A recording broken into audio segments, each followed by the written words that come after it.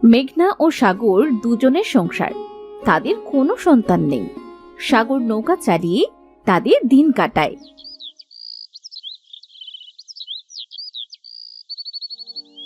এই নাও, এই পান্তা ভাতগুলো খেয়ে তারপর নৌকা চালাতে যাও। আজকেও সেই পান্তা ভাত? কি আর করবো বলো, আমাদের যে রোজগার, সে রোজগারে যা হয় তাই তো খাওয়া লাগবে। আমাদের অবস্থা নুন আনতে পান্তা ফুরায়, তাহলে আমাদের মাছ মাংস খাওয়ার চিন্তা করবে কি হবে বলো? কবে যে একটু বেশি টাকা রোজগার করতে পারবো, একটু ভালো মন্দ খেতে পারবো, তোমার কোনো ইচ্ছাই তো পূরণ করতে পারি না। বিধাতা কবে যে মুখ তুলে চাইবেন আমার দিকে। কি আর করবে তুমি বলো, চেষ্টা তো আর কম করো না। দেখো, একদিন ঠিক সুদিন আসবে, এইসব ভেবে আর কষ্ট পেও না। তাও আমারও তো ইচ্ছে হয় তোমাকে ভালো মন্দ খাওয়াতে, পরাতে। আল্লাহ যখন তোমায় তৌফিক দিবে, তখন আমাদেরও সব হবে। আচ্ছা যাও, এখন নদীতে নৌকা নিয়ে যাও, অনেক তো বেলা হলো। আচ্ছা, তুমি তাহলে সাবধানে থেকো, আমি যাই।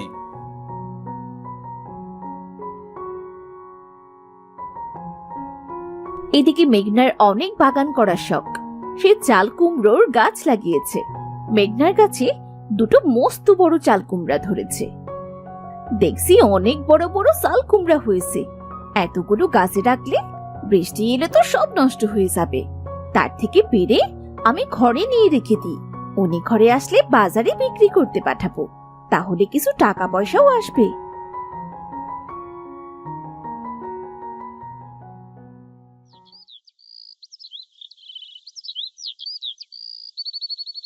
তারপর সাগর বাড়িতে আসে। কই গো, শুনছো? একটু পানি দাও, যা গরম পড়েছে। আষাঢ় মাস চলে যাচ্ছে, আকাশে কোনো মেঘের দেখা নেই। মেঘনা সাগরকে পানি দেয়।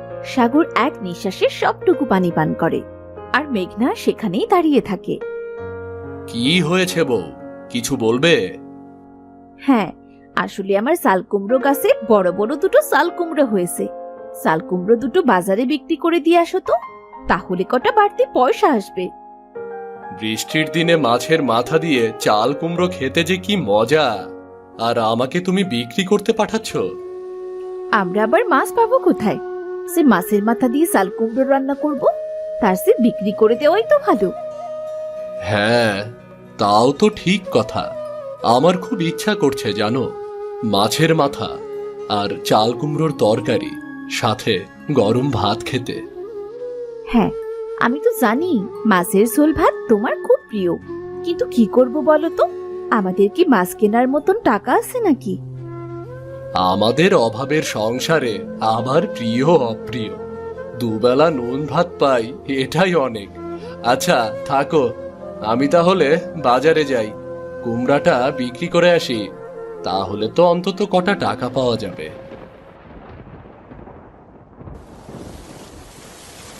হঠাৎ বৃষ্টি শুরু হলো।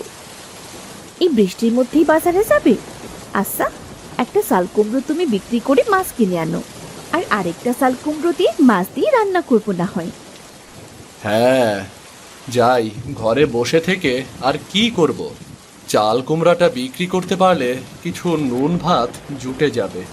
আর যদি মাছ না পাই, তবে কুমড়োটাই না হয় নিরামিষ তরকারি হবে, কি বলো?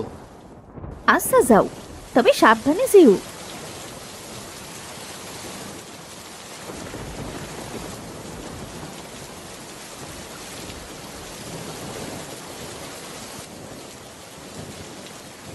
তারপর সে বাজারে গিয়ে কুমড়োটা বেশ ভালো দামে বিক্রি করে।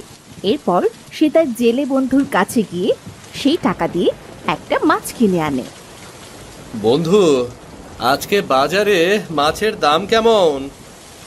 বন্ধু, আজকে বাজারে বিক্রি খুবই কম। বৃষ্টির জন্য বাজারে মানুষজন তেমন একটা নেই। তুমি একটা মাছ নিতে পারো, তবে বেশি দাম নেব না তোমার কাছে। বন্ধু, আমার কাছে বেশি টাকাও নেই, তুমি এই টাকার মধ্যে আমাকে একটা ভালো দেখে মাছ দাও দেখিনি। আচ্ছা বন্ধু, এই নাও। আমার বন্ধু যখন খেতে চেয়েছে, তাহলে এই বড় মাছটাই নাও। তোমার কাছে যা টাকা আছে তাই দাও। তোমাকে অনেক অনেক ধন্যবাদ বন্ধু। এই বৃষ্টির মধ্যে অনেক মাছ খেতে ইচ্ছে করছিল, কিন্তু গরিব মানুষের কি আর শখ আছে? তুমি আমাকে অনেক উপকার করলে। হ্যাঁ বন্ধু, বাড়ি গিয়ে মজা করে মাছ ভাত খাও, কেমন? তারপর মস্ত একটা মাছ কিনে সাগর মাছি। জেলে বন্ধুর কারণে আজকে মাছটা ভালোই সস্তা পেলাম। আর পাবোই না কেন? একেই তো বৃষ্টির দিন, বাজারে খদ্দের নেই। এখন বাড়িতে গিয়ে বউকে বলবো এটাকে কুমড়ো দিয়ে রান্না করতে। আহ, জমিয়ে খাবো আজ। সাগর মাছ নিয়ে বাড়ি যাওয়ার সময় এক বুড়ির সাথে দেখা হয়। বাবা কেমন আছিস? বাড়িতে মাছ কিনে নিয়ে যাচ্ছিস বলছি। হ্যাঁ বুড়িমা, ভালো আছি। তুমি কেমন আছো? হ্যাঁ বললাম, বৃষ্টির মধ্যে চাল কুমড়ো দিয়ে মাছ খেতে ইচ্ছে করছিল, তাই একটা চাল কুমড়ো বিক্রি করে মাছ কিনে নিয়ে যাচ্ছি গো। আমারও বৃষ্টির মধ্যে মাছ খেতে বড্ড ইচ্ছে করছিল। বৃষ্টির মধ্যে মাছের দোকানে গিয়েছিলাম, কিন্তু কোনো টাকা নেই বলে কিনতে পারিনি। বুড়িমা, তোমার কেউ নেই? তুমি কি একাই থাকো? হ্যাঁ রে, আমার তিন কুলে কোনো আত্মীয় স্বজন কেউ নেই। এখন বুড়ো হয়ে গেছি তো, নুন ভাত আর এই শাক সেদ্ধ মুখে রোচে না।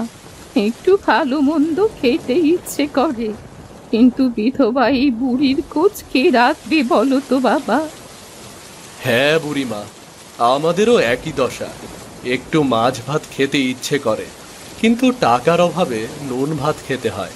কতদিন পরে যে মাছ কিনেছি তার কোনো হিসাব নেই।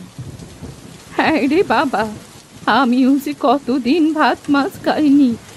শাক সেদ্ধ আর নুন ভাত খেয়ে আমার যে আর ভালো লাগে না। বুড়ো বয়সে একটু ভালো মন্দ খাবো, কিন্তু আমার কপাল যে এত ভালো না। আচ্ছা বুড়িমা, তুমি এক কাজ করো, আমার সাথে চলো আমাদের বাড়িতে, কেমন? তুই আমায় চিনিস না, জানিস না, তোর বউ কি না কি মনে করবে। না রে বাবা, তোরাই বরং মন ভরে খা। না বুড়িমা, আমার বউ তেমন মানুষ নয়। আমার বউ তোমাকে দেখলে নিশ্চয়ই অনেক খুশি হবে। তুমি চলো বুড়িমা, তোমারও কিন্তু অনেক ভালো লাগবে, বুঝলে? তুই যখন এত করে বলছিস, তো চল বাবা, তোদের বাড়ি থেকে ঘুরে আসি।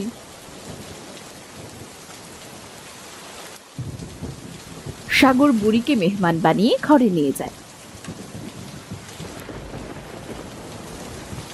দেখো বউ, আমি কাকে সাথে করে নিয়ে এসেছি। এটা কি? ওনাকে তো চিনলাম না। এই বুড়িমার কেউ নেই, তার কোনো আত্মীয় স্বজন নেই।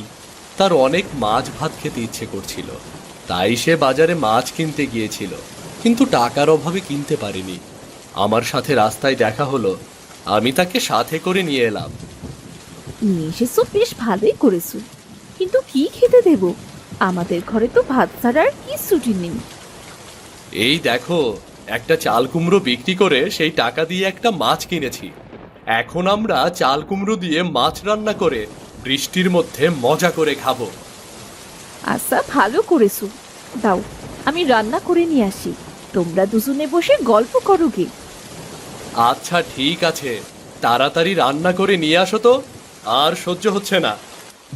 চল রে মা, আমিও তোকে সাহায্য করছি। তারপর মেঘনা যায় রান্না করতে। সে জমিয়ে মাছের মাথা দিয়ে চাল কুমড়ো রান্না করে আর মাছের ঝোল করে। মাছটি কি ভালো এনেছো! আহ, আর আমার কাছে চাল কুমড়ো! এই তরকারিটা প্রায় হয়েই এলো। আপনি হাত মুখ ধুয়ে আসুন বুড়িমা, আমি আপনাকে এক্ষুনি খেতে দিচ্ছি। এই তরকারিটা নামিও না বউ, অল্প আছে ঢাকনা দিয়ে রেখে দাও। খাবার দেবার সময় হাঁড়িটা সামনে থেকে ঢাকনাটা তুলবে, দেখবে মাছের ঝোল দিয়ে ভাত খেতে কি ভালো লাগে। বাহ বুড়িমা, আপনি তো বেশ ভালো কথা বললেন। আপনি নিশ্চয়ই ভালো রান্না করতে পারেন। পারতাম রে মা, এখন আর শক্তি কোথায় যে রান্না করব। দুটো ভাত ফুটিয়ে খেতেই তো হিমশিম হয়ে যায়। আপনি কি চিরকাল একাই ছিলেন নাকি বুড়িমা, নাকি এখন একা হয়ে গেছেন? আগে আমার ভরা সংসার ছিল রে মা, মাছের ঝোল আর ভাত ছাড়া কারো পাত পড়তো না। কত পদে রান্না সে হতো আমার হেসেলে, ঘর ভরা মানুষ, কাজেরও লোক ছিল, কিন্তু নদীর করাল গ্রাস সব কেড়ে নিল মা। সকলে ছুটে গেল কষ্ট করতে, কেবল বিধাতা আমায় ফেলে রাখলো। দুঃখ করবেন না মা, যা হয় তা কেবলই কোনো না কোনো মঙ্গলের জন্যই হয়। তরকারিটা নামিয়ে রাখো বউ, তলা ধরে চাপেছে। কি গো, খেতে দাও, মাছের ঝোলের গন্ধে যে আর টিকতে পারছি না। পেটে ছুঁচোগুলো বৈঠক শুরু করে দিয়েছে গো। রান্না হয়ে গেছে, এই দেখো খাবার বেড়েছে, খেতে এসো।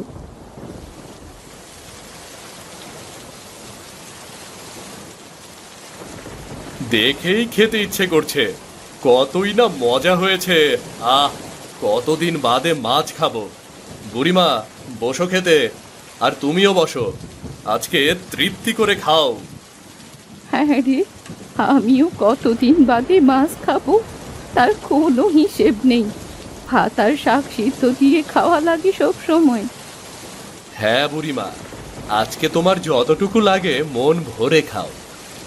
আচ্ছা নাও, এখন তোমরা তাড়াতাড়ি খেয়ে নাও দেখি, গরম গরম খেয়ে নাও, বৃষ্টির মধ্যে বেশি মজা লাগবে।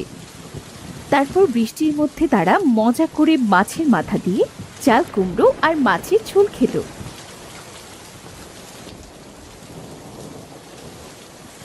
তোদের প্রতি আমি অনেক কৃতজ্ঞ। তোরা আমায় চিনিস না, জানিস না, তাও ডেকে এনে খাওয়ালি। আপনার আমাদের বাড়িতে রিজিক ছিল, এই জন্যই আপনি খেয়েছেন। আপনার যদি আমাদের বাড়িতে আবারও রিজিক থাকে তবে আবার আসবেন। আপনার সাথে কথা বলে আমাদেরও অনেক ভালো লেগেছে। বুড়িমা, তুমি বেঁচে থাকো, আল্লাহ তোমাকে টাকা দেখ। আমি আবার মাছ কিনলে তোমাকে আবার ডেকে এনে খাওয়াবো, বুঝলে? আল্লাহ তোর সব ইচ্ছে পূরণ করার তৌফিক দিক। বুড়িমা, তুমিও সাবধানে থেকো, আর মাঝে মাঝে ইচ্ছে হলে আমাদের বাড়ি চলে এসো। হ্যাঁ বুড়িমা, তুমি কিন্তু সত্যিই আবার আসবে। কে বলেছে তোমার কেউ নেই? তোমার তো আমরা আছি। তোমার ভালো না লাগলে তুমি আমাদের কাছে চলে আসবে। আচ্ছা তাই হবে, তাহলে আজ যাই, কাল আবার আসবো। তোরা ভালো থাকিস, আল্লাহ তোদের মঙ্গল করুক।